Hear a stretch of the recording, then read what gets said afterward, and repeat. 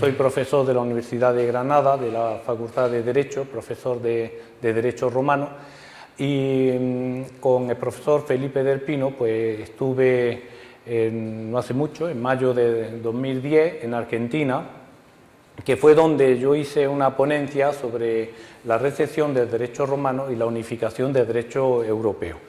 La verdad que esto es un trabajo que se va día a día, se va perfeccionando, porque lo que era válido hasta mayo de 2010, pues ahora ya van cambiando las pautas, como ustedes saben, porque la idea de la unificación europea está sujeta a una serie de componentes políticos y sobre todo, y desgraciadamente en algunas veces económicos, que marcan las pautas, los ritmos y que pueden dar lugar a que todo lo que se piensa, se dice, se comenta, se estudia, pues unas veces las decisiones políticas se llevan a cabo y otras veces pues se ralentizan o no se llevan a cabo, de hecho. Yo en mi trabajo les voy a hacer, en primer lugar, a comentar cómo se ha recibido, porque yo soy en realidad especialista en derecho romano, en algunos países europeos, como es en Inglaterra, en Francia, Alemania. Es verdad que muchos países no han tomado parte en la recepción, como son los países bálticos, los países de la Europa del Este, porque han quedado un tanto al margen, otros porque también en esto, como en otras razones políticas, como el telón de acero y tal, pues ha ralentizado, eso se hablaba de la Europa de dos velocidades, pero también es verdad que otros países pues, han tenido ciertas paradojas que vamos a ver a lo largo de esta exposición. No comentaré algunos otros países europeos, porque claro, lo que al principio era la Europa de los 6, después se convirtió en la Europa de los 12, la Europa de los 24, y ya creo que vamos por 27 o 28 miembros. Claro, comentar la unificación del derecho europeo en 27, 28 países, pues nos llevaría probablemente, pues más que a una hora y media, pues nos llevaría casi a décadas o por lo menos a un espacio de tiempo del que no disponemos. Entonces me voy a centrar en una primera parte, que es los casos más peculiares y más paradójicos de la recepción, como es la recepción del derecho romano en Inglaterra. Vamos a tocar algunos temas de similitudes, contradicciones, influencias y sobre todo algunas paradojas. La recepción del derecho romano en Francia, con algunos antecedentes hasta llegar a la época actual, y sobre todo las paradojas que se dan en el derecho francés. La recepción del derecho romano en Alemania, con también antecedentes, la influencia romanista, que es muy importante, y sobre todo la paradoja que se da en el derecho alemán, y algunos casos exóticos que curiosamente tienen mucho que ver con la recepción del derecho romano, como fue el caso de Japón o el caso de la India. Y una vez que hemos visto el pasado, pues nos vamos a introducir en qué es lo que nos espera en el futuro, es decir, hacia dónde vamos, qué es la idea de la codificación como recepción y sobre todo hacia dónde vamos y qué es lo que podemos o qué es lo que tenemos y qué es lo que podemos esperar. Por eso la tercera parte hablaremos un poco del proyecto del Código Europeo de Contratos, hablaremos de los antecedentes inmediatos, de qué objetivos, qué propósitos persigue el Código Europeo de Contratos y qué van a hacer o qué están haciendo los países punteros, sobre todo en esta idea de la unificación del derecho europeo. Como todo esto lo tengo en un CD, para vuestra ayuda y comprensión, se lo pasaré después al profesor Del Pino, con objeto de que además me ha comentado que lo va a colgar en la plataforma para que podáis tener toda la conferencia, las notas, comentarios, bibliografía, etcétera, para que después este trabajo que vosotros tengáis que presentar, pues facilitaros la vida de la mejor manera posible. El profesor Cruz decía que cuando hablamos de recepción del derecho romano, lo que estamos hablando es de la penetración de la idea, de los principios, de las instituciones, del espíritu del derecho romano en la vida jurídica de Europa. La verdad es que, hablando con propiedad, cuando hablamos de recepción, pues no se ha ocurrido en todas las épocas ni en todos los países. Por eso tendríamos que distinguir entre la recepción del derecho romano en la Europa medieval, la recepción del derecho romano en el humanismo renacentista, Tendríamos que hablar de la recepción del derecho romano en la América española, tema que ya obviamente sería y excedería de lo que sería el análisis de la unificación del derecho europeo, obviamente, porque estamos hablando de otra zona del mundo. Hablaríamos del iluminismo del siglo XVIII, el alcance mundial que tiene la recepción con el Código francés de 1804, la recepción por influencia de la doctrina patentística alemana del siglo XIX, la aparición del BGB, el Código Civil alemán, y sobre todo lo que nos trae aquí, que es la influencia que tiene la recepción en la Unión Europea. Bien, la verdad es que siempre hay algunos tratadistas, como es Korsakar, que dice que si hay un eje unificador europeo, se centra generalmente sobre el derecho romano.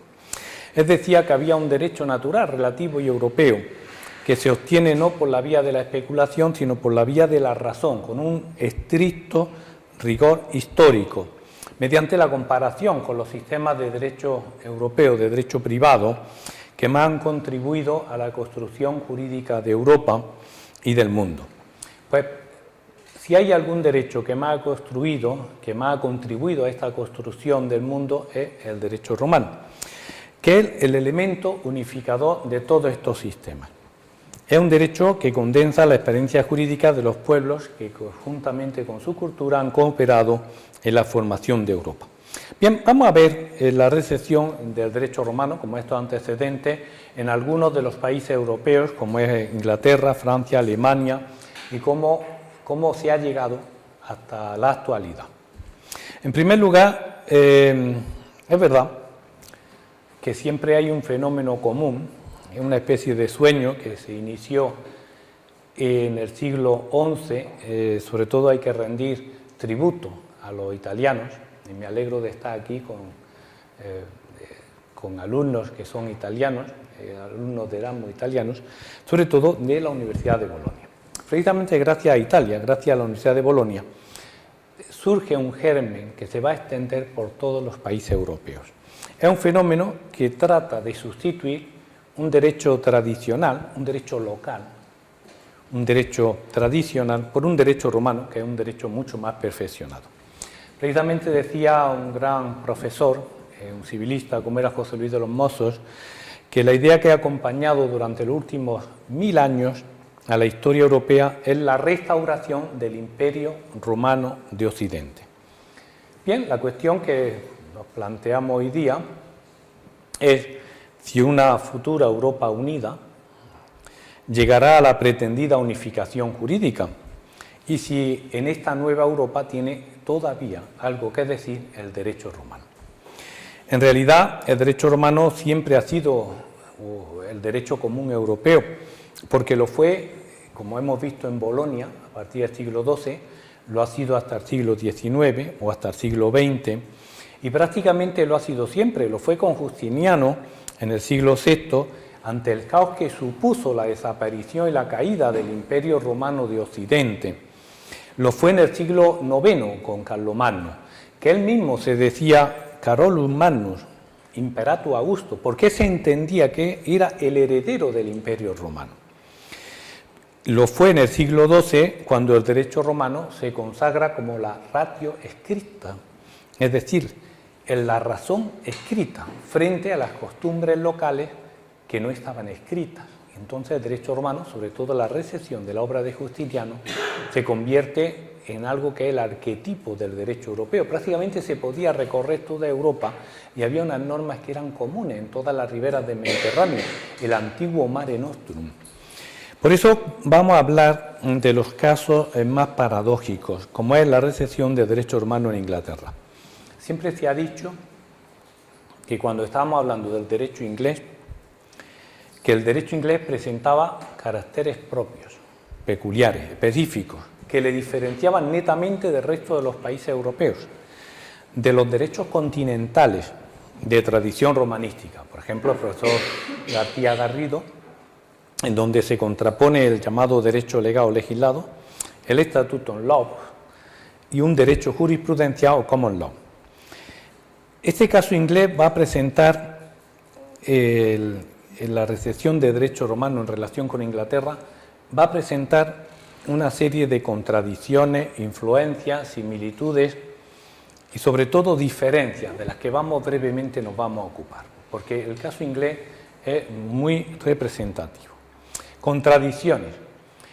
La contradicción es que en Inglaterra se da, por una parte, una resistencia a la penetración del derecho romano en la Edad Media, hasta el punto que un rey inglés, el rey Esteban, en el año 1151, llega a prohibir su enseñanza. Pero claro, si la enseñanza del derecho romano fue prohibida por el rey Esteban, lo hace por una idea, porque si prohíbe algo es porque hay otro derecho que puede poner en desorden, en dispersión, o que está atacando realmente al derecho propio. Si el derecho inglés, que es el derecho de la monarquía, el derecho de la realeza, hay que protegerlo, nada mejor que atacar al contrario. ¿Y quién era al contrario? Derecho romano. Por eso se da esta prohibición que después vamos a tocar un poco más detenidamente. Por otra parte, frente a esta prohibición, frente a este rechazo del derecho romano, se da una influencia muy intensa en materia de procedimiento civil, en materia de principios jurídicos, como ocurre con la llamada equity anglosajona. Lo cierto que la práctica jurídica, que después veremos que tiene unas similitudes bastante considerables con el derecho formulario romano, e incluso sobrevive en la India, incluso aunque Inglaterra había sido dejada por los romanos. Realmente esto hay que reconocer la labor del monje lombardo Lafrange, que llegó a Inglaterra en 1042 acompañando a Guillermo el Conquistador. Este fue el monje que sentó las bases del common law.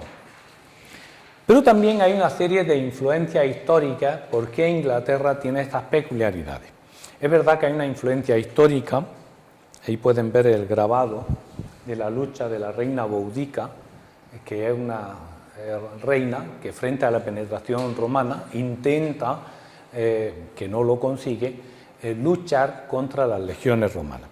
La influencia histórica es que Britania fue ocupada por las legiones romanas, sobre todo a principios del año 54 a.C., con Julio César, aunque Julio César, que fundó Londinum y que desembarcó en la isla, sin embargo, no llegó a completar la conquista de Inglaterra. Esta conquista se llevó a cabo prácticamente un siglo después por Claudio, el emperador Claudio, y hasta ese momento, durante casi 400 años, hasta el año 410, Inglaterra era romana. Tenemos vestigios que aseguran esto, no solamente por el muro de Adriano, la cantidad de ciudades que se fundaron por los romanos, porque en el año 410 un general romano, Estilicón, pues ordenó la retirada de Britania de todas las legiones romanas. Hay alguna película por ahí recientemente que hablaba de la última legión y de algunas legiones que se quedaron en tierra inglesa, que recientemente lo hemos visto incluso hasta en la televisión o han salido en los cines. Pues a partir de entonces desaparece Roma, digamos, de la ocupación de Britania. Pero quedan muchos datos. Por ejemplo, el término latino castra, castrum, que significa castillo o significa campamento militar, pues todavía hay algunas ciudades, Chester, Lancaster, hay algunas ciudades inglesas que nos recuerdan ese origen romano. Incluso termas y muchos de los acueductos y muchas de las murallas, muchas de las líneas defensivas británicas son romanas. Eso significa que Roma estuvo allí. Por otra parte, la misma idea de Estado, la idea de cristianismo, el propio derecho romano, si bien va a ser un derecho romano anterior al codificado por Justiniano, porque la codificación justiniana arranca del año 529, 530 aproximadamente, claro, ya no estaba Roma allí, en la isla británica.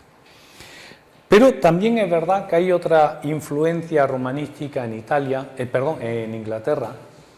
Es que estaba siempre pensando en Italia. Italia para mí es tan querida que casi la considero una segunda patria, ¿no? Pues la influencia de Bolonia, que es la influencia italiana. Esto ocurre a partir del siglo XI, porque realmente los estudiantes de toda Europa iban a Bolonia a formarse y se formaban en el derecho romano. Por eso Vacarius, que era un estudiante inglés que lleva el derecho romano, llega a Bolonia y sin embargo cuando vuelve a Inglaterra en 1145 obtiene la cátedra de derecho romano en Oxford y allí lleva a cabo una labor de difusión del derecho romano mucho más técnico que las pobres costumbres normandas o las pobres costumbres reales del Estatuto Real, el llamado derecho real, o del derecho tradicional inglés, hasta el punto que decía que había un derecho superior al propio derecho del monarca, que era un derecho tan universal que estaba por encima de los reyes, porque se aplicaba en todos los reinos europeos. Por tanto, el rey Esteban comprende que si hay un derecho que está por encima de las ordenanzas reales, entonces pone en riesgo su propia supremacía como rey. ¿Qué ocurre? Prohíbe la enseñanza de ese derecho, del derecho romano.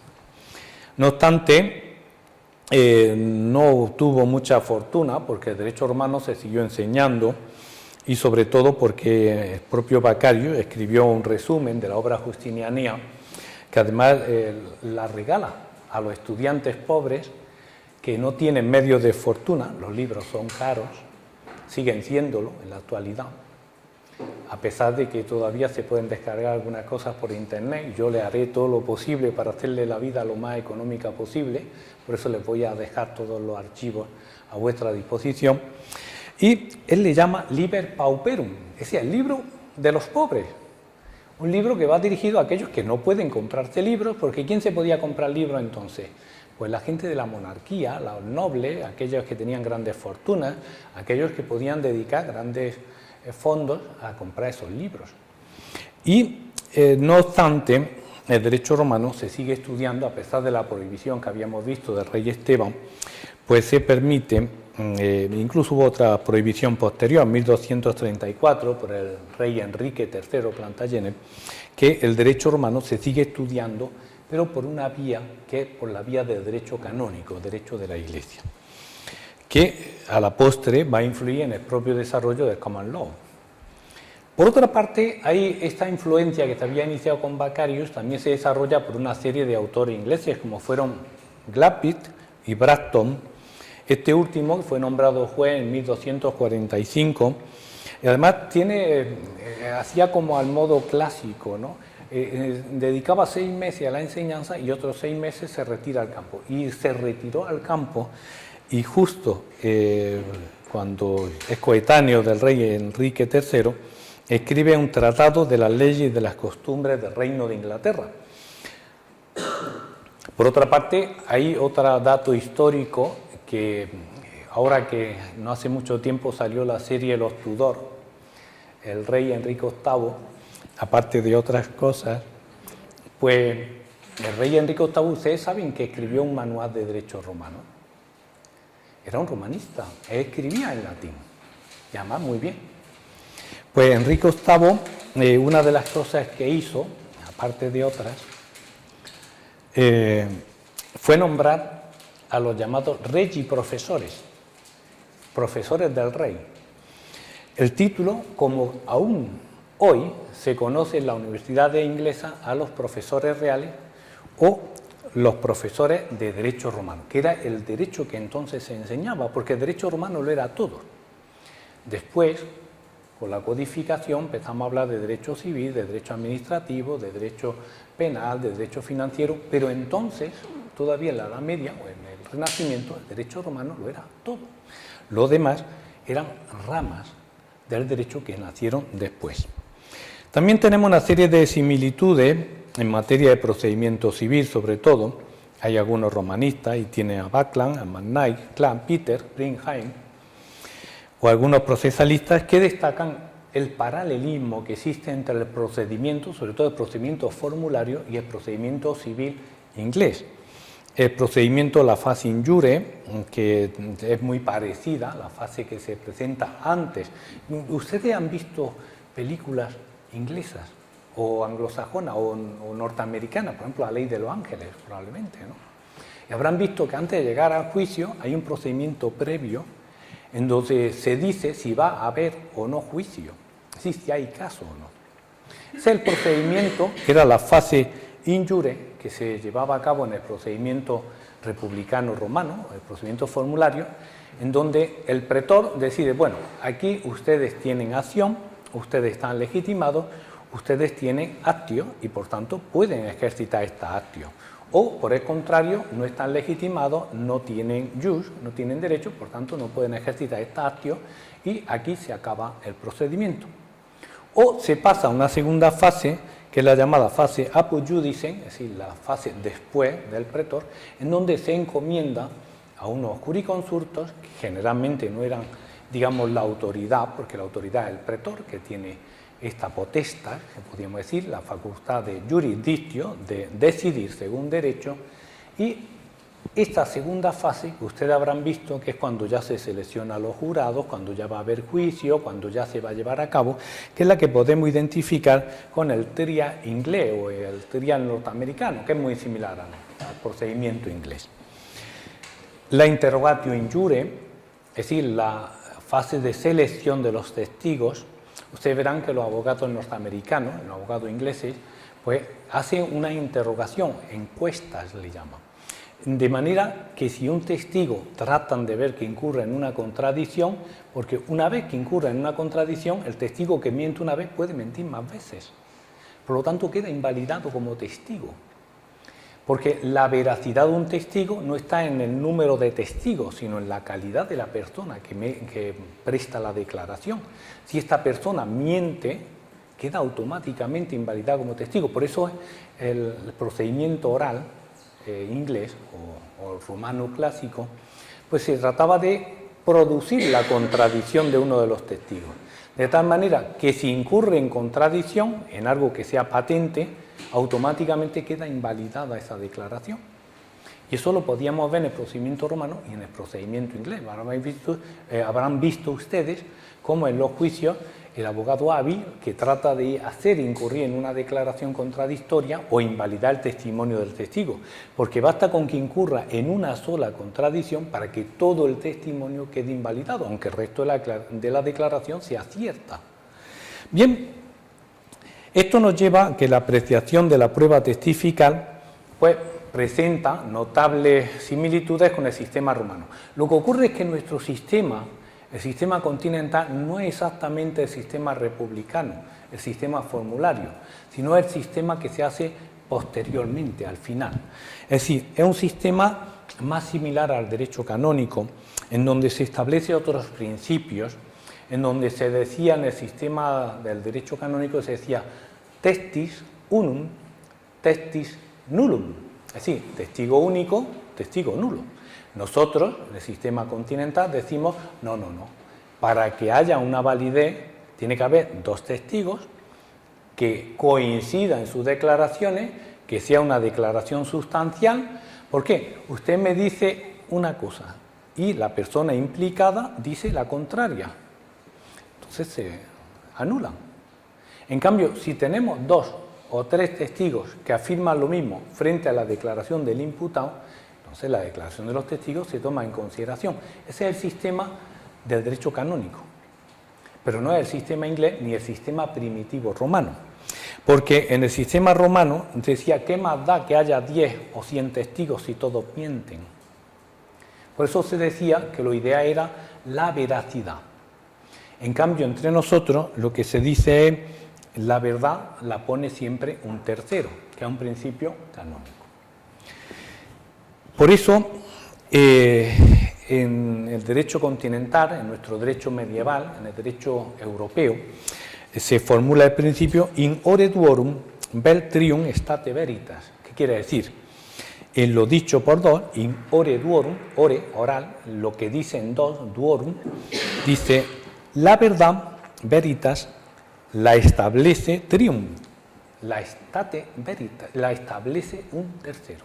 Por eso, a la hora de votar, siempre buscamos que sea número impar. Por eso, los árbitros nunca pueden ser uno, nunca puede ser número par, porque si un árbitro vota de una manera y otro árbitro vota de otra manera, esas declaraciones, esas manifestaciones, ese arbitraje queda invalidado. Por eso se requiere que los árbitros sean 3, sean 5, siempre en número impar, para que siempre haya una mayoría. Por eso siempre se busca el número impar para la veracidad y la atestiguación de esa prueba. Bien, también podemos encontrar algunas similitudes en el proceso inglés con el derecho romano clásico, como es, por ejemplo, el único testigo, que veíamos la veracidad de un único testigo. Ustedes han oído hablar, aparte de la película de Hitchcock, de testigo de cargo, que decir, de witness testimony, que quiere decir el testimonio presentado por uno, el único testigo. Lo mismo que un testigo de cargo, también existe un testigo de descargo. Es decir, un solo testigo, si acredita veracidad, puede hacer de acusación con lo dicho por otra persona o con la persona implicada.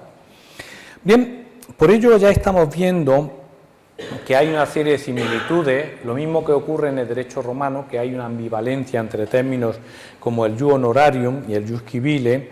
También lo podemos encontrar en el derecho inglés, con la equity y el common law, que igual sucede con la figura del pretor romano y el chancellor inglés. El chancellor inglés es una figura que es elegida. Ustedes han oído hablar que en Estados Unidos pues, se presenta a elecciones el sheriff, ¿no? Aquí nadie sería impensable que el jefe de policía se sometiera a votación. Porque claro, imagínense un barrio marginal donde se somete a votación quién va a ser el jefe de policía. Y dirían, hombre, eso es impensable, porque serían capaces de aquel mafioso, aquel narcotraficante que tuviera amedrentada más a la población, pues podría salir elegido, ¿verdad? Aquí se hace un proceso de profesionalización y se busca una academia de policía, se busca. Lo mismo ocurre con los jueces. En Inglaterra o los designa el rey, o en Estados Unidos los designa el presidente, en el caso del Tribunal Supremo, o muchas veces la figura del sheriff es por elección. Uno se presenta a alcalde o se presenta a sheriff, y si sale elegido, lo es. Y aquí ese principio tan democrático no es el principio que sucede en la Europa continental, porque hay ciertas diferencias. Así lo podemos ver en el campo de los derechos subjetivos. Los derechos subjetivos, los derechos de los sujetos, y el sujeto de derechos son las personas, los derechos de las personas, son causa del ejercicio de la acción procesal. Es decir, si una persona tiene jus, si una persona está legitimada, podrá ejercitar una actio. Pero primero tiene que estar legitimada, es decir, primero se le considera el jus, primero se le reconoce el derecho. Usted es propietario, luego tiene la actio reivindicatoria. Usted no es el propietario. Bueno, usted es usuario, usted es poseedor, usted está, pero usted no es propietario. Entonces, si usted no es dominus, si usted no es propietario, no puede ejercitar la actio reivindicatoria. ¿Está claro? En cambio, en el derecho inglés, los derechos subjetivos son declarados, obtienen su protección a través del sistema procesal. Los derechos subjetivos están en una especie de nebulosa, que solo cuando el juez los confirma es cuando se aplican. ¿Qué quiere decir? Que cualquier persona en Inglaterra, en el derecho inglés, en principio no tiene derechos concretos, sino tiene los derechos que le concede el juez. Es el juez el que decide cuando puede ejercitar y puede cumplir tus derechos. Por otra parte, hay que diferenciar que en el sistema anglosajón tradicional, en realidad, frente al derecho romano, que era un derecho de tipo jurisprudencial, ustedes saben que en el derecho romano el sistema jurisprudencial era que las decisiones judiciales eran recogidas en un mandato, en una sentencia, pero en base al dictamen que había dado un jurisconsulto en la época clásica. Es decir, el pretor lo que hacía era trasladar a una persona que previamente se habían puesto de acuerdo en designar como una especie de perito, una especie de árbitro, para que éste decidiera qué era lo que se iba a hacer, ¿no? Qué era la solución que iba a dar. Y la solución se respetaba tanto por la autoridad de jurisconsulto como también porque las partes la aceptaban. Lo que quiere decir es que el pretor lo que hace es... Adelante, pase usted. ¿Qué clase es? Es una conferencia, pero pase usted, está invitado. Diga que viene de mi parte. Bueno, como le iba diciendo, por tanto, en el derecho romano, el pretor lo que hace es elevar, a darle una voz jurisdiccional, darle una validez a la dictamen que ha elaborado un jurisconsulto. Por tanto, es distinto el sistema anglosajón tradicional, porque el sistema anglosajón tradicional es un sistema de tipo judicial. ¿Qué quiere decir que es de tipo judicial? Que el juez va a tomar en consideración lo que previamente ha elaborado otro juez anterior, es decir, el sistema del precedente judicial. Por tanto, el juez anglosajón dice, bueno, esto ha sido aceptado previamente por otro juez, pues entonces, en virtud de este sistema, que se llama el sistema del leading case, es decir, el sistema del caso anterior, lo que se llama el precedente judicial, bueno, si esto lo admitió otro juez, yo también lo puedo tomar en consideración y resolver de la misma manera. Pero lo hace no porque lo haya dicho un jurisconsulto, sino porque lo ha dicho un juez. Por eso hemos dicho que frente al sistema jurisprudencial romano, el derecho inglés es un sistema de tipo judicial. Es decir, se basa en el precedente de otro juez previo. Entre nosotros esa función del precedente funciona, pero funciona a media. Porque no se basa en la sentencia de un juez, tiene que ser el Tribunal Supremo. Y no cualquier clase de sentencia, sino tiene que ser el Tribunal Supremo, la Sala Primera, que coincida, que haya al menos dos sentencias concordantes, que indique una continuidad, que se llama doctrina jurisprudencial, y además que afecte a cuestiones sustanciales del caso. Por tanto, ese sistema, el precedente judicial, se reconoce, pero no es exactamente igual que el sistema del leading case, que basta un solo precedente judicial. Este sistema nos lleva a que la jurisprudencia va a tener distintos tratamientos entre el sistema anglosajón y el sistema continental. El sistema del Canon Law se va a contraponer al sistema latino-continental, entre otras cosas, porque en el sistema del Canon Law las fuentes de derecho se definen después. Ya hemos visto que el juez previamente no te va a conceder un derecho, sino que va a ver si está legitimado, si hay caso, y solo después de que hay caso y si hay comprobado que hay unas sentencias anteriores, te va a aplicar te va a dar una solución, porque el juez puede innovar en el sistema inglés.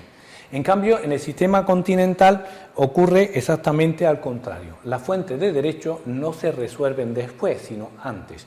Nosotros tenemos, entre otras cosas, en el derecho continental, ustedes pues probablemente se saben ya, o por lo menos les sonará, que el artículo primero, el párrafo primero del Código Civil Español dice: las fuentes del ordenamiento jurídico español son la ley, la costumbre, los principios generales del derecho. ¿Qué es lo que te está diciendo? Que antes de entrar en discusiones de si está legitimado, si puede ejercitar, si tal, ya han definido las fuentes del derecho. La ley, la costumbre, los principios generales del derecho. ¿Y la jurisprudencia? La jurisprudencia no es fuente del derecho. La jurisprudencia dice: los jueces y tribunales interpretarán este sistema de fuentes, interpretarán, pero no crean derecho. ¿Por qué? Porque constitucionalmente, lo mismo ocurre en Italia, ocurre en Francia, en Alemania, en otros países, son los parlamentos los que hacen las leyes. Las leyes no las hacen los jueces. Por eso, a la hora de la unificación del derecho privado nos vamos a encontrar con muchas diferencias de tratamiento, porque va a funcionar que cada uno va a tener una concepción distinta de la aplicación de las fuentes del derecho.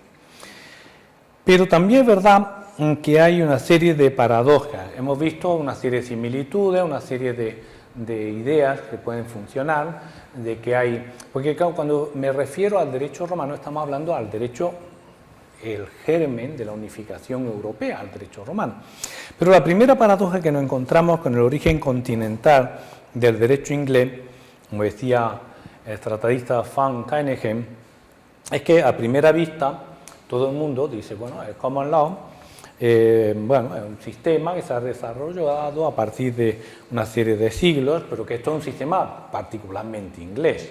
El common law solo existe en Inglaterra. Bueno, es verdad que luego existe la Nueva Inglaterra de Estados Unidos que aplica un sistema parecido, pero que esto parece que es genuinamente inglés.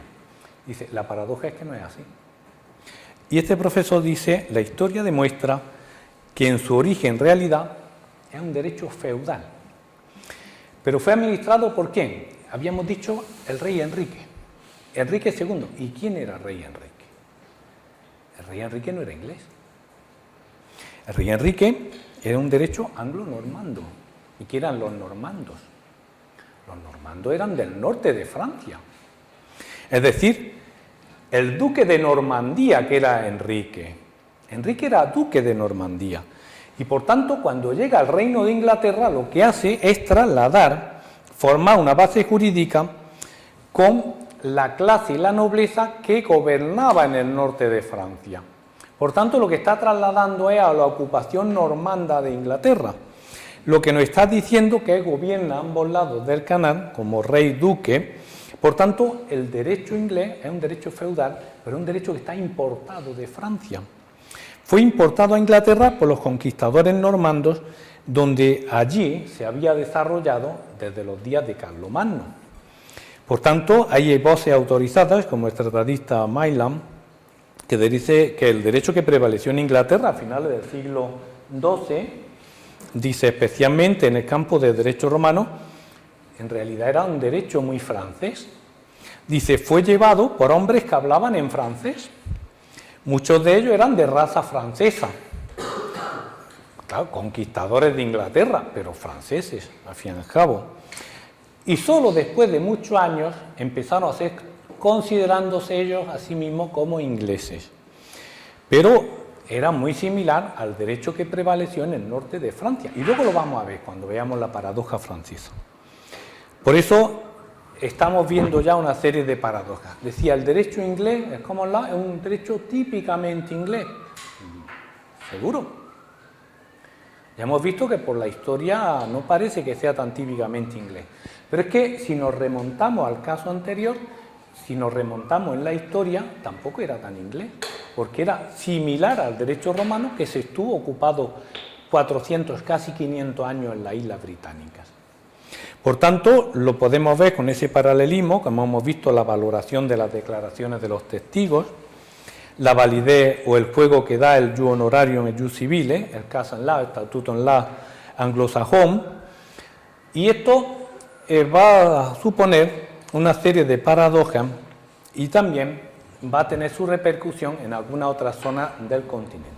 Vamos a pasar ya al continente, a Francia, y vamos a hablar de la recepción del derecho romano en Francia. En cuanto a los antecedentes, en realidad, en Francia, habíamos visto cómo había caído el Imperio Romano de Occidente. Sin embargo, el conocimiento y la aplicación del derecho romano no quedó interrumpido. ¿Por qué? Porque las distintas invasiones bárbaras se habían romanizado, adoptaron el latín, es verdad, que es un latín vulgar, es verdad, pero ellos se consideraban como continuadores de los romanos, no se consideran continuadores de los pueblos bárbaros, sino quieren tomar la nota de prestigio que supone ser romano, o por lo menos similar a romano. Los emperadores del centro de Europa, ellos se consideran que son emperadores de los imperios continuadores de Roma, Sacro Imperio Romano Germánico, pero romano antes. Ellos se consideran que son continuadores de Roma. Carlomagno no se considera un emperador bárbaro o inculto, es considerado emperador romano. Y todos tienen buen cuidado de decir que son continuadores del Imperio Romano. Y esto lo podemos ver en algunas obras romanísticas, como es el Breviario de Alarico, y sobre todo cuando vemos que cuando van a formarse los estudiantes, ¿a dónde van? Lo mismo que ahora los Erasmus viajan por todo ancho y largo de Europa y van a estudiar un derecho común europeo. Entonces, en el siglo XII, también los estudiantes, que eran los Erasmus de la época, estudian con una cosa que se llama Bolonia. No es casualidad que un nuevo plan de estudios aquí se llame Bolonia, por aquí y en muchos otros sitios de Europa. ¿Por qué? Porque el plan de estudio europeo, el famoso crédito europeo, ¿no? No estamos hablando de los créditos europeos, pues estamos hablando precisamente de la misma idea. En la Universidad Francesa, pues esta idea romanista se une bien con la modalidad de los estudios de teología y de derecho canónico, como ocurre en la Universidad de París, o bien el propio derecho romano, como ocurre en Montpellier, ocurre en Toulouse, ocurre en Orleans. Y por eso el derecho romano en Francia ocurre que por una parte tiene eso que habíamos visto en Inglaterra, el rechazo de la monarquía, en cuanto que la monarquía consideraba que aquí el derecho romano era un derecho del imperio. Y ojo, ¿quién era el imperio en ese momento? Francia mira hacia su vecino y dice, oiga, que es que el imperio, el Sacro Imperio Romano Germánico. Y Francia, Germania, tradicionalmente han tenido sus más y sus menos. Casi todas las guerras han estado enfrentados. Por ello, nos encontramos que hay un rechazo de la monarquía porque considera que la monarquía francesa, bueno, el emperador romano germánico, un emperador alemán, un emperador germánico, pero el rey de Francia es otra cosa. Yo no puedo aceptar las normas del imperio. ¿Por qué? Porque estaría considerando que él puede mandarme a mí. Por eso, por cierto, en el Ayuntamiento de París estuve, es que le falta la G, pone Gladius Legis Custos, la espada custodia la ley. Pero paradójicamente el derecho romano también tuvo esta idea unificadora, tiene otro detrimento. Por una parte hemos visto la realeza, el propio rey, pero por otra parte la jerarquía eclesiástica. Porque la jerarquía eclesiástica piensa que si hay mucha gente, muchos estudiantes que estudian un derecho laico, que sería derecho romano, un derecho de ciudadanos, jus civis o jus civilis, piensa que lo que había que potenciar era el estudio de derecho eclesiástico. Por ello ve un desplazamiento de los estudios teológicos, y dice, esto puede alejar a muchas mentes brillantes del estudio de la religión, de la enseñanza del derecho canónico, y por eso impide a clérigos y religiosos que estudien derecho romano y que estudien derecho de la Iglesia, los cánones. Al final consigue que en muchas universidades se prohibiera el derecho romano. Lo que ocurre es que esto nos lleva a una paradoja. Verán ustedes, había puesto una maqueta en Notre Dame, la Catedral de París, como un representante de la Iglesia francesa y algunos codes, pero la paradoja francesa es que en Francia se produce una codificación muy importante. La codificación muy importante, el Código Civil de 1804. Pero ocurre que el Código Civil de 1804 estuvo no tan aparentemente, sino bastante concretamente influenciado por el derecho germánico y el derecho consuetudinario feudal. Verán, cuando los francos y los demás pueblos germánicos se establecieron en las viejas tierras del norte de la Galia romana, llevaban consigo su propio derecho consuetudinario, cuyo prototipo más fundamental era la ley sálica. De manera que el norte de Francia, que fue ocupado por los francos, se examina el llamado derecho de los francos, un derecho consuetudinario, un derecho de costumbre, un derecho que no era el derecho romano. Y solo al sur del reino es donde se aplica el derecho romano. Bien, esto hace que se divida en dos zonas la aplicación del derecho en Francia. Una es le pays de droit de coutumier y otra es le pays de droit écrit. ¿Qué quiere decir? El derecho de costumbre, que es oral, el derecho escrito. ¿Por qué? Porque el derecho romano estaba escrito, era el derecho codificado. Mientras que las costumbres, generalmente de tradición oral, no están codificadas. Esto aclara que en el Códice la obligación y los contratos se basaron en el derecho romano, mientras que las instituciones de la familia, las instituciones de la propiedad en líneas generales, se basan en el derecho germánico y en el derecho consuetudinario feudal. vamos a ver el derecho romano en Alemania. Bien, y creo que era hasta las 5 menos cuarto, así. ¿Sí? Bien, no, lo digo por abreviar un poco y no extenderme demasiado los antecedentes y pasar a la segunda parte. Bien, realmente en Alemania es verdad que durante la Edad Media ocurre un oscurantismo, ocurre un derecho, llamado derecho de la estirpe, el derecho de linajes, se puede citar la ley sálica, el derecho de linajes, que impide, por ejemplo, la ley sálica que las mujeres puedan reinar. La ley ribuaria, o ripuaria, la ley alemanorum, la ley bavariense. La verdad es que en el centro de Europa la idea romanista la encarna en el año 800 Carlomagno, que es cuando crea el Sacro Imperio Romano Germánico. Lo que pasa es que esta idea duró poco.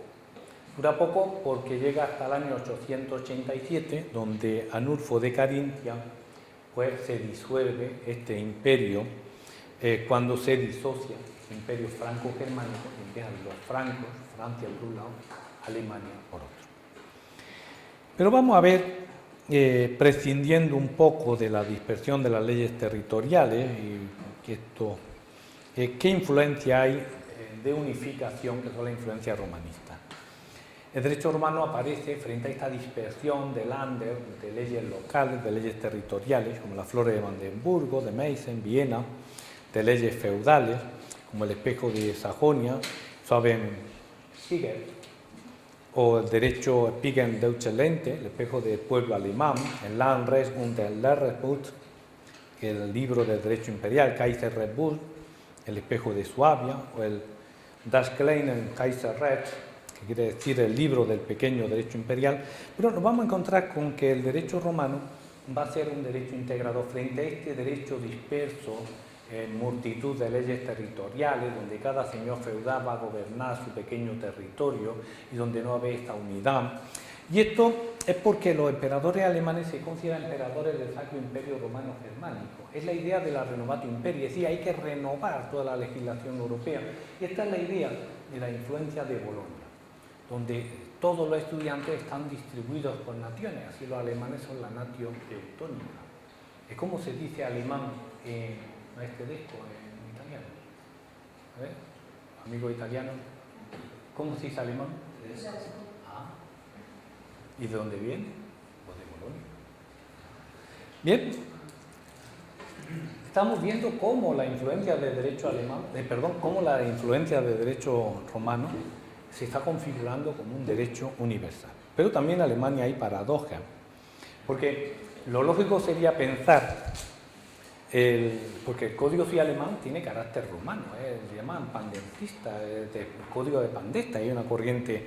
Lo lógico sería pensar que si las costumbres germánicas han triunfado en el norte de Francia, aquello que veíamos con los francos, hombre, con más razón deberían de haber triunfado en Alemania. Bueno, la historia resulta que no es lógica. Resulta que el derecho civil alemán, que debería de haber sido germánico, lo mismo que el derecho civil francés, teóricamente debería haber sido romano, pues nos encontramos que la historia no siempre sigue los dictados de la lógica y, por extraño que pueda parecer, es un hecho que el Buchheim-Lynch Hessenbuch, el BGB, está profundamente marcado por el derecho romano, aunque lógicamente su lengua sea el alemán.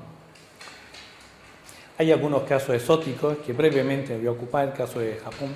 Ustedes saben que cuando la revolución Meiji, pues sobre todo a finales del siglo XIX, pues quiso modernizar Japón. Entonces envió varias comisiones, envió una primera que no tuvo mucho éxito a Inglaterra, porque claro, la envía a las principales potencias europeas. La primera potencia era Inglaterra, pero se encuentra con un obstáculo insalvable, no hay código civil británico. Entonces se vuelven a Francia y se vuelven a España. En España estábamos entonces, primero fue el anteproyecto de Tapia Ayuso y Mano de 1831, luego el proyecto de García-Goyena de 1861, pero se quedó en proyecto, pues tuvo varias dificultades, Y mirando hacia Francia, que incluso se creó una comisión que intentó recoger las enseñanzas del Código Civil francés. Pero la lógica japonesa es que en 1870 hubo una guerra franco-alemana o franco-germánica. Y Alemania batió, como muchas veces en la historia, ampliamente a las armas francesas. Entonces los japoneses pensaron que el derecho civil alemán tendría que ser superior al derecho civil francés, toda vez que Alemania había arrasado, había aniquilado lo que era la estructura política y jurídica francesa, puesto que las armas alemanas habían vencido a las francesas. Por eso, la decisión japonesa en aquel momento de adoptar el BGB, y ustedes saben que el BGB se dio un plazo de vacatio legis de 10 años para que todas las universidades alemanas, todos los tribunales, todos los jueces alemanes conocieran el texto de lo que iba a ser su código civil. En esos 10 años, los japoneses, que lo hacen muy bien, se llevaron el código civil a Japón, traducido a japonés, y llegaron a poner en vigor el código civil japonés, que es una copia del código alemán, 2 años antes de que entrara en vigor en Alemania. Consiguientemente, nos encontramos que debido a esto, el derecho jurídico, la obra jurídica de Justiniano, que se convierte en el libro de todos los estudiantes europeos de las universidades medievales europeas, se convierte en el derecho de la Alemania moderna y con el tiempo se convierte en el derecho de Japón. Por eso Japón no ha tenido muchas dificultades para expandirse, para contratar con muchos de los países, puesto que tiene una misma nomenclatura de contrato, una misma estructura jurídica y sobre todo en el área civil, que es donde funcionan las relaciones civiles, políticas, en las relaciones de los ciudadanos, que son las relaciones contractuales de las empresas privadas. Todavía hay un caso más curioso que es el caso de la India, y es que hubo un antecedente, entre otras cosas, de James McCafferty, que recuerda en una obra que aparece en la revista de Derecho Privado, que un americano, Mr. Dart, en Nueva York, había intentado hacer un proyecto privado de código civil, o código de procedimiento civil, pero que se basaba en las leyes españolas, las llamadas leyes de India, las leyes porque realmente gran parte de Norteamérica, como Luisiana, la parte de Nuevo México, la parte de California, todo tenía una gran trascendencia e importancia de carácter latino, ¿no? Concretamente español, ¿no? E intentó, pero fue un fracaso, porque el único estado que llegó a aceptar un código de leyes civiles fue el estado de Luisiana.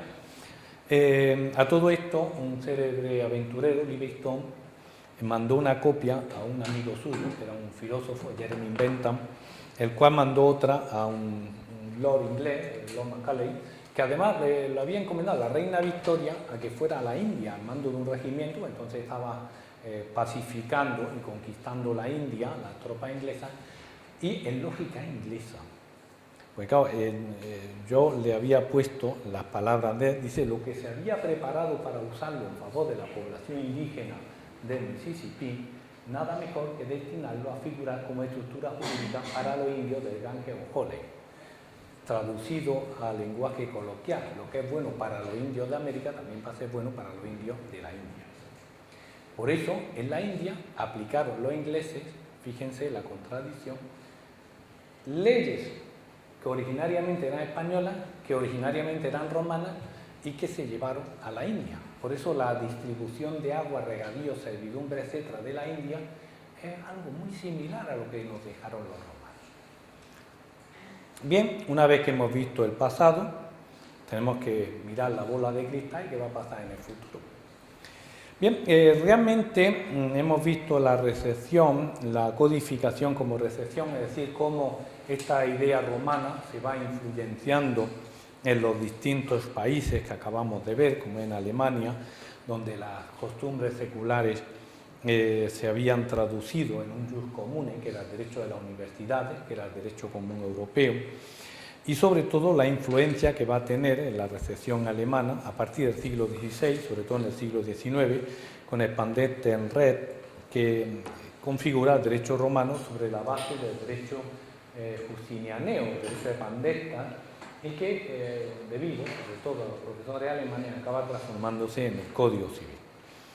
En Francia hemos visto que hasta el siglo XVII, parte del XVIII, se consideraba que el viejo derecho era el buen derecho, que era el derecho tradicional, el derecho de la monarquía. Era el derecho. Pero claro, en el siglo XVIII ocurre un hecho innegable, que es la Revolución Francesa. Entonces, lo que era bueno hasta ese momento, cambian los esquemas, y el derecho antiguo era mal derecho, porque era un derecho que va en contra de la Revolución. Por tanto, realmente Napoleón, como hijo de la Revolución, lo que hace es cambiar esta normativa, y lo que hace es cambiar la legislación antigua por el Código Civil de 1804. Esto hace que evidentemente el Código Civil francés pues, no sea muy romanista, porque hemos visto cómo se había producido. No obstante, los profesores, los juristas, los jueces en sus sentencias siguen estudiando el derecho romano, el derecho de Bolonia, el derecho europeo, y sobre todo no tiene escrúpulo para citarlo en sus sentencias. Ya hemos visto la foto del Ayuntamiento de París. ¿Se imagina un ayuntamiento que es construido en la época de la Revolución Francesa y tiene normas romanas en su fachada? Eso es un gol que le colaron a Napoleón. Porque, claro, el lema de la Revolución no es romano, es libertad, igualdad y fraternidad. Y sin embargo, en la fachada del Ayuntamiento de París le ponen una frase romana. En Inglaterra, bueno, hemos visto que ese tradicionalismo inglés en realidad no es tan tradicional, y hemos visto que hablamos de derecho común, pero claro, cuando hablamos de derecho común, hablamos de droit común, germain en red, hablamos de common law, pues, en cada país significa una cosa distinta. Bueno, por poner un ejemplo, en el derecho común en inglés se llama derecho común, common law, porque es común a toda Inglaterra. Entonces es un derecho realmente porque se aplica en toda Inglaterra. Pero claro, cuando hablamos de Gemeine Red, que es el nombre que se da en Alemania, derecho común, lo que estamos hablando es un derecho que no es alemán, es un derecho de la recesión, porque no es propiamente de las costumbres germánicas, sino un derecho romano, traído de fuera. Cuando hablamos de derecho común en Francia, lo que estamos hablando es de un derecho civil. Es un derecho que, en contraste con el ámbito político, con el llamado derecho administrativo, con el derecho financiero, con el derecho penal, con el derecho público, lo mismo ocurre en España. Hablamos de derecho civil común. ¿Y qué quiere decir? Pues el derecho civil común no porque sea común para todos, porque resulta que no es común para todos. Existe en España la divergencia, las diversidades forales, que hace que en muchas regiones, en muchas comunidades autónomas, se legisla en el ámbito civil a diferencia de otras comunidades. Por tanto, cuando estamos hablando de derecho civil común, en realidad no es común para todos. Por tanto, ese término común no es tan común, así, no significa comunidad, que es la idea humana. Significa algo muy distinto según en dónde estemos. Ya tenemos el primer problema. ¿Hacia dónde vamos? Hoy, en los momentos actuales, que mucha gente habla de Estado europeo, el primer experimento hemos visto que es el jus comune, y uno de los atractivos que presentaba el derecho romano era precisamente su cosmopolitismo. Sí, porque es un derecho común para todos. Lo que habíamos visto, todas las riberas del Mediterráneo se regían por unas mismas normas. ¿Por qué? Porque los comerciantes, los ciudadanos, todos se regían por el mismo derecho, que era el derecho romano, el jus mercator. Por tanto, esto que aparece en unos mismos libros de texto, y qué alegría, ¿no? Tener en toda Europa el mismo libro de texto. Pues eso era el Codex de Justiniano, el libro de texto de todas las universidades europeas. Es el primer plan Bolonia de la historia. Bien, hoy hablamos de Comisión Europea, Parlamento Europeo, Tribunal Europeo de Luxemburgo, de Estrasburgo, y parece darnos a entender que los llamados derechos locales, los derechos civiles locales, son algo transitorio y que está en vías de desaparición.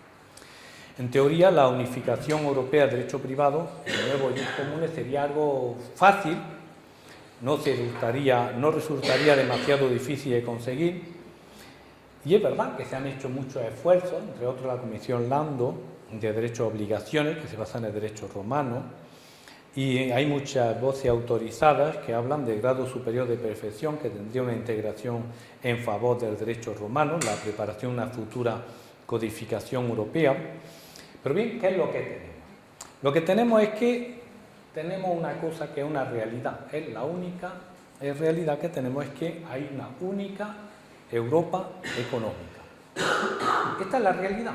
Tenemos una moneda común, tenemos unas pautas económicas iguales. Aquí tenemos que aplicar cosas que se deciden no aquí, sino bastantes kilómetros y más allá de Estrasburgo. Algunas veces nos imponen cosas que se llaman directivas de obligatorio, de obligado cumplimiento por los estados, y algunos son sancionados por no ponerlas. Por ejemplo, España fue sancionada por no poner el Plan Bolonia en 2008 como se tenía que haber puesto y hacerlo en el 2010. Curiosamente, el Plan Bolonia resulta que en Francia, la Francia de Sarkozy lo ha rechazado de plano y dice que no se aplica en Francia. En Italia se empezó aplicando y ante el éxito de ese plan, Berlusconi ha decidido volver al sistema antiguo. Alemania, que dijo de Merkel que de entrada Plan Bolonia nada. Y como Alemania es la locomotora europea, pues en Alemania no se aplica Plan Bolonia. Lo que pasa es que aquí, como ha sancionado a España para que se aplique, pues se tiene que aplicar. Y resulta que algo que hubiera sido el plan para toda Europa, resulta que lo estamos aplicando aquí con algunos otros países, como es Portugal, en algunas zonas de Italia hay universidades que se aplican, otras que no.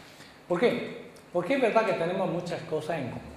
Y las cosas que tenemos en común es que tenemos idénticos valores democráticos, tenemos vida parlamentaria, cierta independencia judicial, tenemos régimen de libertades públicas, garantía en el procedimiento, reconocimiento de propiedad privada, autonomía de la voluntad, similares concesiones en la herencia, en casi todos los países similar concesión del matrimonio, aunque no es lo mismo Irlanda que España o que otros países en cierta legislación civil, por ejemplo la ley que regula las uniones o la ley de matrimonio española, que permite cosas que en otros países no se permiten, por no hablar de otros temas. Y tenemos principios jurídicos muy semejantes, sobre todo tenemos una idea, y es que tenemos que tener un derecho aglutinante con la idea de Europa. Por eso vamos a hablar ahora del proyecto de Código Europeo de Contratos, que ha prescindido un poco de los antecedentes, que era la Conferencia de La Haya en 1964, sobre todo del Congreso de Pavía de 1990, que es donde se sentó las bases del Código Europeo de Contratos, porque entonces era la Comunidad Económica Europea. Ustedes saben que después del Tratado de Maastricht, en Unión Europea, el Lisboa se cambió y ahora hay dos premisas fundamentales. Una, el principio de autonomía de la voluntad, que es denominador común en todos los ordenamientos jurídicos nacionales, y la segunda, el reconocimiento de la raíz, la influencia romanística en los principales sistemas de derecho privado europeo. Bien, ¿qué objetivos, qué propósitos tiene un Código Europeo de Contratos? Nos encontramos con un conjunto de normas dispersas sobre contratos, que realmente ahora mismo no tenemos un verdadero sistema único que proporcione principios y conceptos generales, capaces de dar coherencia a todo el sistema jurídico, pero nos encontramos que el derecho contractual europeo necesita de una reorganización, un sistema de reglamentos, porque el sistema de reglamentos de directivas comunitarias ha sido un fracaso en este aspecto. ¿Por qué? Porque muchos reglamentos europeos no eran obligatorios. Entonces había países que lo aplicaban y otros países que no. Se dejaba un poco al criterio de cada país aplicarlo o no aplicarlo. El sistema de directivas, de mera transcripción de directivas, es un sistema un tanto artificial, porque es una directiva muy pensada en algunos sitios, por ejemplo en Estrasburgo, en algunos sitios de Europa, pues esa directiva puede ser buena para unas mentes pensantes que están allí. Pero luego lo lleva a Grecia, o lo lleva a Portugal, o lo lleva a España, y la realidad choca con eso que dice, por ejemplo, Plan Bolonia coste cero. Hombre, coste cero, si nos bajan el 5%, nos cortan los fondos, no hay ordenadores, no hay bibliotecas, no hay sistemas, no hay... Oiga, el coste cero no, es coste menos 5, coste menos 10, sí, porque estamos con peores medios que hace unos años. Es verdad que hay alguna obra. Sánchez Lorenzo es catedrático de Derecho Internacional Privado de la Universidad de Granada, que me dejó el libro este sobre Derecho Contractual Europeo. Y a partir de 1989 se hicieron algunos esfuerzos con los llamados principios UNIDROIT, la terminología francesa, UNIDROIT es la terminología nuestra, que fue una iniciativa del Parlamento Europeo, donde elaboró una serie de principios de derecho contractual europeo. Lo llamamos principios o de Existing Contract Law, también llamados los Acquis Principios. Estos principios que funcionaron como una especie de idea orgánica se han sustituido hoy por el llamado marco común de referencia, el Common Frame of Reference, que supone un embrión de código civil europeo. La verdad que este código europeo, que no quiero entrar en muchas particularidades, primero por el tiempo, segundo porque es algo que todavía no está aprobado, entonces hablar de cosas que pueden ser mañana, pueden ser modificadas, pues no tiene mucho sentido tampoco. Pero sí que es verdad que ya tenemos un derecho contractual europeo que se convertirá en referencia obligada de cualquier reforma o proyecto de codificación civil nacional. Hoy nadie puede ya legislar de espalda al llamado marco común de referencia. Por eso, el proyecto de marco común de referencia, 29 de diciembre de 2007, que se basaba en los principios de la Comisión Lando, pues se dijo en el Parlamento Europeo que el resultado final será el futuro código de obligación europea. Entre otras cosas porque los productos jurídicos son productos de alta tecnología, hay que ser muy especialistas. Fíjense ustedes la dificultad que hay de coordinar trabajos del grupo de Coimbra, Portugal, de los grupos que tenemos aquí en España, de los grupos franceses, los grupos italianos, los grupos alemanes, los grupos franceses y sobre todo de los países nórdicos, de los países ingleses. Los ingleses han estado siempre jugando a la contra. Cada vez que se aprobaba alguna directiva o algo, o ellos se abstenían o votaban directamente en contra, con lo cual el problema de sacar adelante alguna directiva, y no digo ya un marco común de referencia, es enormemente delicado, enormemente difícil. Por eso decía Sánchez Lorenzo que ningún sistema jurídico hoy puede darle la espalda a este marco común de referencia. Este marco común de referencia, lo que ha quedado de momento es que recientemente, en el año 2010, se eliminó el término draft, quedando solo la sigla de marco común de referencia. Hoy se convierte en el paradigma jurídico europeo. La voluntad de la actual comisaria europea de justicia es que la unificación se lleve a cabo únicamente de momento sobre los principios generales de obligación y contrato, dejando la unificación en el resto de los contratos debido a su complejidad, porque no es lo mismo la concepción de propiedad que existe en algunos países o en otros, el sistema de cómo funciona la transmisión de la propiedad, el sistema de posesión, los sistemas de garantía, son muy complejos. Y por tanto, de momento lo que sí parece es que en el caso de la compra-venta sí hay un cierto criterio de unirlo. Recuerden que siempre se ha dicho que la Unión Europea, antes del mercado común, era la Europa de los mercaderes. Los mercaderes se tienen que poner de acuerdo en algo que es algo esencial, que es la compraventa. Por eso, aquí tienen la unificación del derecho contractual del profesor Sánchez Lorenzo. Por eso vamos a ver ya para terminar, para concluir, qué van a hacer esta serie de países y como todos estos proyectos se los voy a dejar en el CD para que si ustedes quieren hacer trabajo, además ya les comento que son proyectos, no es todavía ley oficial. En Francia, en el 2005, se creó un avant-projet de reforma de droit de obligación y de droit de la prescripción.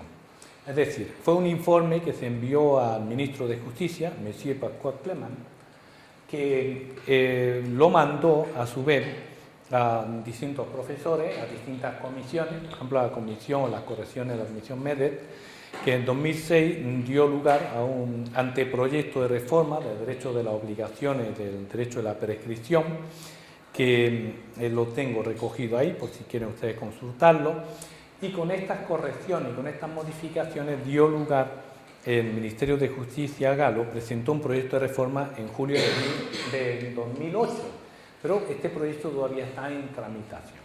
No obstante, se lo puedo dejar, el proyecto de reforma, en julio de 2008. ¿Y qué ocurre en nuestro país? Bueno, en el año 2006 se creó la Red Española de Derecho Privado Europeo y Comparado, reconocido por el Ministerio de Educación y Ciencia, de que forman parte una serie de grupos de investigación de universidades españolas, entre otras en la Universidad de Girona, que fue la creadora inicial, y las universidades de Carlos III, la Autónoma de Madrid, Santiago de Compostela, Granada, Pablo Olavide de Sevilla, Valladolid, Barcelona, Girona, y se han producido algunos trabajos. En el 2009 todo esto se sintetizó en una propuesta de modernización del Código Civil en materia de obligaciones y contratos por el Ministerio de Justicia, del que me he traído un ejemplar. Realmente, como se lo voy a dejar en el PDF, lo he pasado a PDF y se lo puedo dejar a ustedes, lo pueden descargar, no tiene sentido que les deje un ejemplar a ustedes.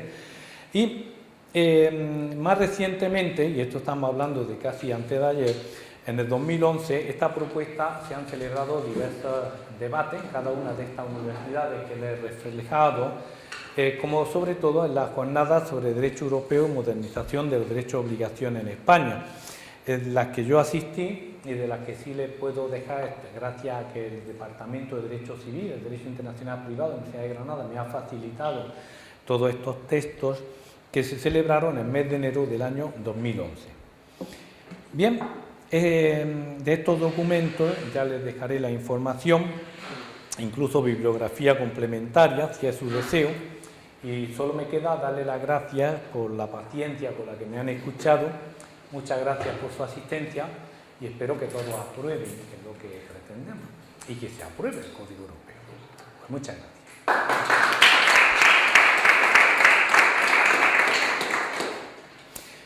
Bueno, si alguno quiere hacer o formular una pregunta, sí que es verdad que probablemente ustedes se van a encontrar con un escenario que más o menos va a ser el siguiente. Va a haber una especie de posibilidad de intercambio con todo lo que ya tenemos Erasmus, ¿no? de países, que ustedes se van a ver la posibilidad de que su título, su crédito europeo, le va a funcionar aquí y le va a funcionar en Bolonia, en la Sapienza de Roma. Por cierto, ¿ustedes de qué universidad son? De cerca de Milano. De Milano. Magnífico. Pues, y se van a encontrar con que estos créditos le van a subir, pero también tiene una otra cara. Y es que también de otros países pueden venir aquí. Imagínense lo que ustedes tienen su título de licenciado en Derecho y junto a su bufete, para tratar de gente que quiere comprar parcelas en Campos de Gol o simplemente comprar Rudalot o aquí en la Antilla, pues pueden montar un bufete de gente que está especializada en traer alemanes o traer ingleses para comprar aquí. ¿Qué quiere decir? Pues que necesitamos, y lo necesitamos ya, un derecho europeo que nos sirva a ingleses, que sirva a españoles, que sirva a alemanes, que sirva a franceses. ¿Quiénes van a hacer eso? Ustedes. Pues claro, yo ya no sirvo para eso.